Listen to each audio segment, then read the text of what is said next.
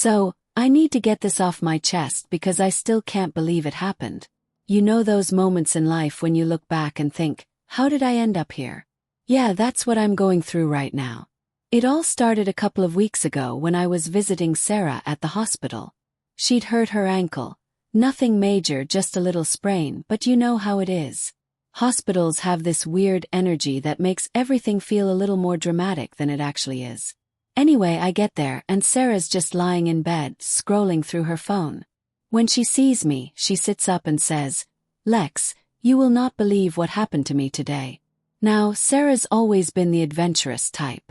She's the one who's always up for trying new things, even if it sounds a little wild.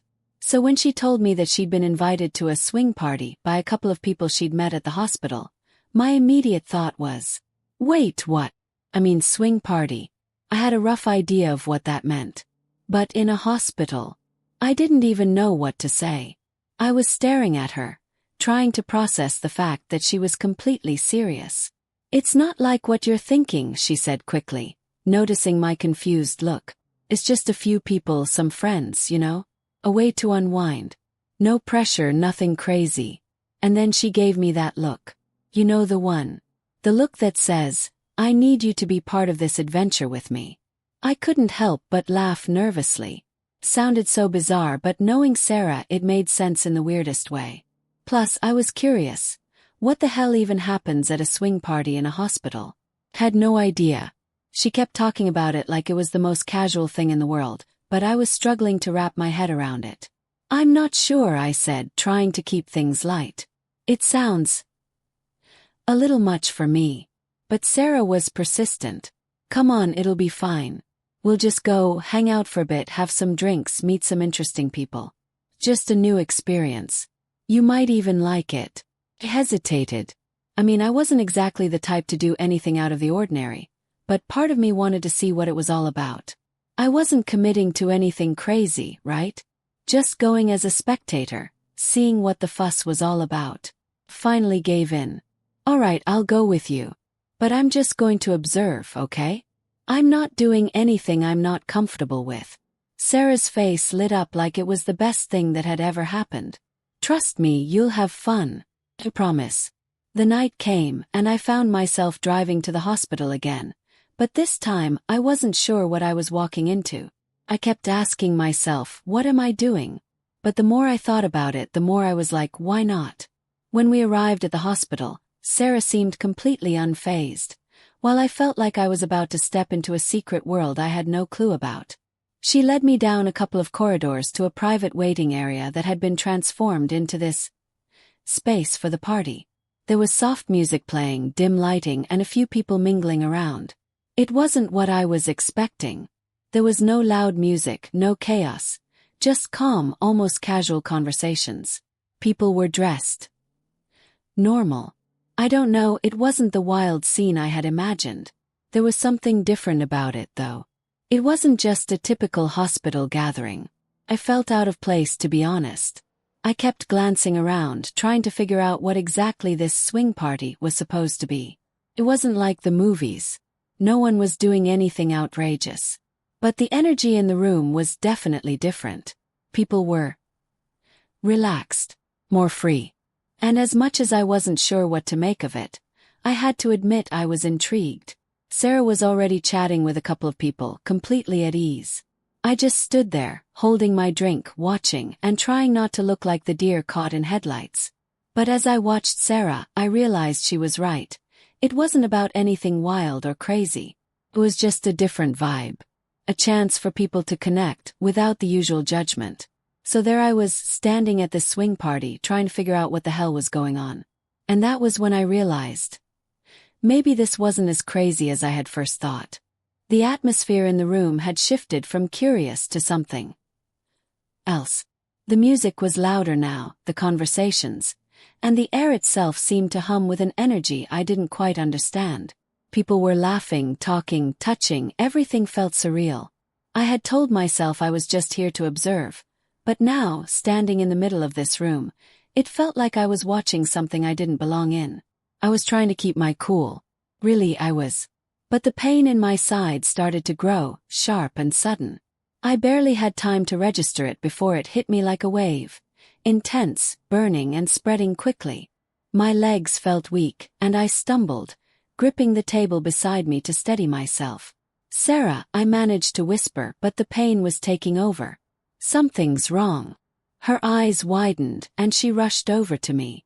"What's happening? Are you okay?" "I don't know. It hurts," I gasped, clutching my side. The room around me started to feel distant, blurry. I could hear the music, hear the conversations, but it all felt like it was happening far away from me. I tried to take a deep breath, but it felt like my chest was being crushed. I couldn't think straight. "Just breathe, Lex. It's gonna be okay." "Just breathe," Sarah said, her voice full of concern, but I could hear the panic underneath. She knew something was wrong. Before I knew it, I was stumbling out of the room, the pain now unbearable. I needed help. I didn't know who to go to, but I knew I needed someone. As I reached the hallway, I saw a nurse walking by and grabbed her arm. "Please help me," I managed to say through gritted teeth. "It hurts so much." The nurse immediately assessed me, and her face went from confusion to concern.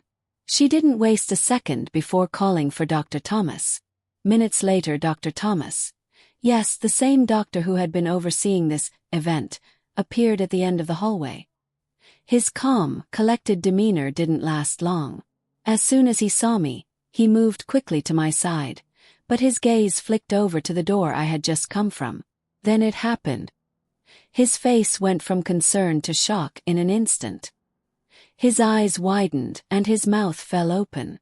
What the hell is going on here?" he exclaimed, his voice shaking as he looked from the party room back to me. Who thought this was okay?" His reaction was loud, sharp, and completely unexpected.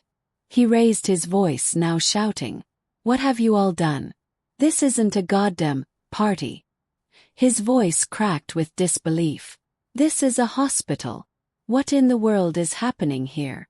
I saw the nurse's face turn white, her hands frozen by her sides, unsure of what to do. Dr. Thomas turned back toward me, his expression a mixture of anger and fear. Who thought this was appropriate?" he screamed, his voice echoing down the hallway. This is insane. We can't just. This is a medical facility, not a goddamn nightclub."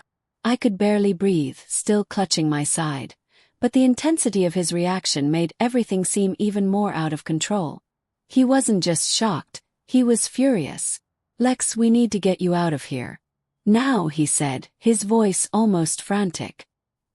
He pulled me away from the hallway, and I could hear him shouting at other staff, telling them to clear the area. But the sound of his voice, rising in frustration, only made the pain in my side feel worse. "Who even thought it was okay to bring a party like that here?" he yelled again, his words sharp as knives. He didn't even notice how much louder he was getting, but it was clear. He had lost all sense of composure. "Do you understand what could happen? This is a hospital, not a circus." I was confused, hurting, and completely overwhelmed. He wasn't just upset. He was scared. Could see that now.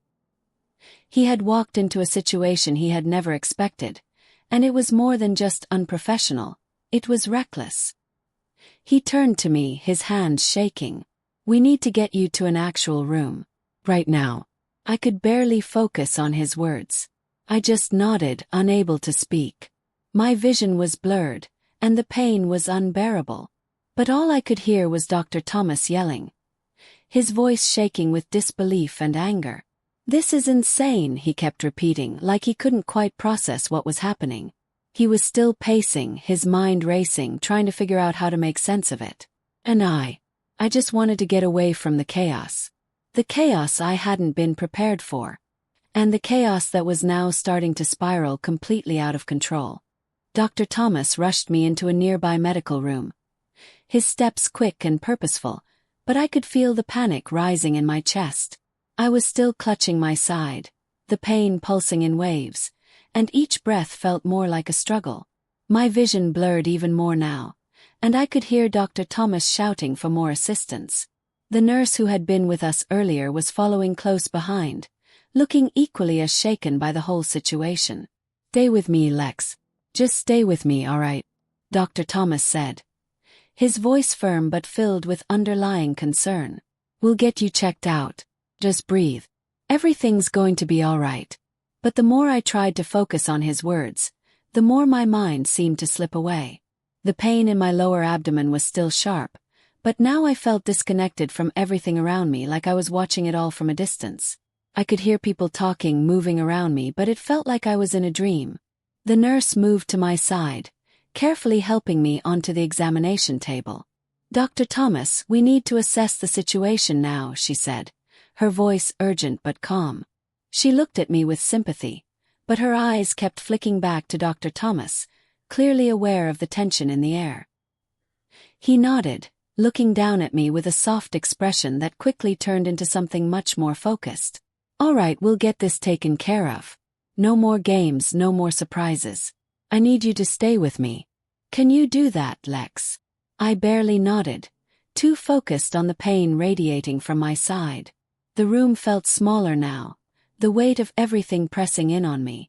The events of the night seemed so far away, yet I knew everything was connected. The swing party, the strange energy of the night, the unexpected turn that led me to this point. Everything collided in this chaotic moment. Dr. Thomas took a step back, adjusting his posture as he grabbed a few medical tools. "We'll need to run a few tests, but I need to know exactly what happened to you," he said. His voice more controlled now, but there was an edge to it that wasn't there before. It was clear that he was still processing everything. The strange party, his own shock at the situation, and now the fact that someone was seriously injured in the middle of it. I started to speak, but the pain intensified, cutting me off. My vision swam, and I closed my eyes to steady myself. "Lex, I need you to listen to me," Dr. Thomas said, his tone gentle but firm. "Can you tell me where it hurts the most?" I gasped, my breath coming in short bursts as I pointed to my side. "Here. And it's spreading." The nurse immediately stepped in, nodding to Dr. Thomas. "We need to get her monitored. Let's make sure it's nothing too serious." I could barely keep my eyes open as they hooked me up to machines, the quiet beeping of the monitors filling the air. Dr. Thomas and the nurse worked quickly, their movements fluid but tense, clearly aware of the gravity of the situation. I felt myself drifting, my mind racing through the events of the night. The moment I had walked into that party, everything had been so strange.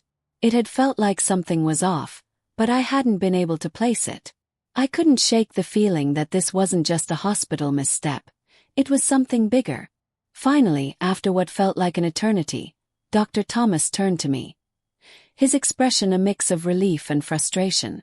"We've done everything we can for now. You're going to be okay. We'll keep you monitored, but I don't think we're dealing with anything too serious." But even as he said those words, I couldn't shake the feeling that the worst was far from over. The party, the people involved. There was something wrong about it all. I wasn't sure yet what that was, but I knew I needed answers. What had I walked into? How had something so bizarre turned into a medical emergency? Dr. Thomas noticed my faraway look and gave me a reassuring smile. "You're going to be okay. I know this is a lot to process right now, but we've got it under control. You're in safe hands." I nodded weakly, my mind still spinning. The pain had lessened, but my head was still a whirlwind of confusion, and I couldn't help but feel like there was so much more to this situation that I didn't understand. How had something that seemed so harmless, just a strange new experience, ended up like this? I had no answers, only questions, and I could feel the weight of it all pressing on me. But for now, all I could do was close my eyes and try to focus on the present moment. Try to let the reality of the situation settle, even if I didn't understand it. I wasn't sure what was going to happen next, but I knew one thing for sure. I was never going to forget this night. It's been a week since that night, and I still can't get the images out of my head. I've tried to block it all out, tried to forget about the party, the pain, the confusion, but it keeps coming back to me in flashes. And honestly, I regret it. I regret every single second of it. What was I thinking? How could I have been so naive? I walked into that hospital swing party thinking it would be a harmless night of meeting new people. But that night turned into a nightmare I can't seem to wake up from. And the worst part is, I can't even explain why I went in the first place. I mean, what was I expecting? A wild adventure. A fun story to tell at brunch. Instead, I got an experience that left me questioning my choices and wondering why I thought stepping into a hospital was the right place to let loose.